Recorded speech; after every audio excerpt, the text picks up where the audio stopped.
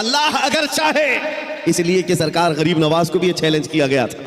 آپ کو ایک پجاری نے کہا تھا، وہ آگ جلائے بیٹھا تھا، غریب نواز نے کہا کہ ذرا اس میں ہاتھ ڈال دو، جس کی عبادت کرتے ہو یہ تو تمہارا خدا ہے۔ اس نے کہا اس میں ہاتھ کیسے ڈالیں گے، یہ تو جلائے گی۔ کہا جس کی عبادت کرتے ہو وہ خود تم کو جلائے گی۔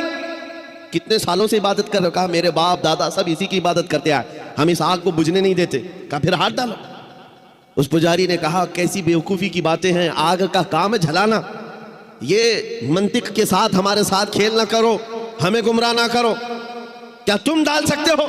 سرکار غریب نواز نے کہا میں تو اس کی عبادت نہیں کرتا، لیکن جس کی پیدا کی ہوئی اس کی عبادت کرتا ہوں، آگ کا مالک اللہ ہے۔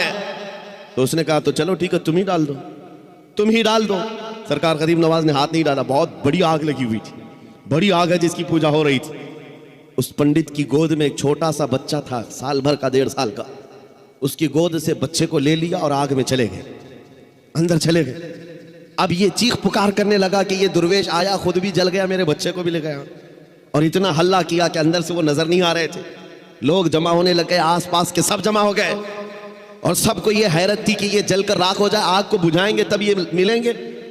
کافی دیر ہو گئی، مجمع جب اکٹھا ہوا، کئی پجاری آئے، سرکار غریب نواز اپنا دامن جھاڑتے ہوئے آگ سے باہر تشریف لا رہے ہیں، بچہ بھی گود میں موجود ہے، صحیح سلامت ہے۔ اس نے چھین کر کے اپنے بچے کو لیا، جگہ جگہ پکڑ کر دیکھا، پیشانی بھی ٹھنڈی ہے، کپڑے بھی ٹھنڈے ہیں، کوئی گرمی کا اثر نہیں ہے۔ میرے عزیز و غریب نواز تو اللہ کے ولی ہیں، انہیں آگ نہیں جلائی، بات تو سمجھ میں آتی، بچہ پجاری کا تھا، یہ کیوں نہیں جلا؟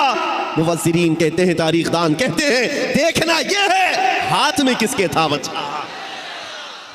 اسی لیے ہم کہتے ہیں خواجہ کا دامن، غوث کا دامن، ارے جہاں ہاتھ لگ جائے اس پر آگ نہیں لگتی۔ میں آپ سے یہ بات کر رہا ہوں، ہم سے بھی کہا گیا تھا یہ کیسی باتیں ہیں، بڑے بڑے دعوے ہیں۔ ہم نے یہی کہا ہمارا دعویٰ نہیں ہے، یہ رسول اللہ کی عزت کی بات ہے، یہ نبی پاک کی حرمت کی بات ہے۔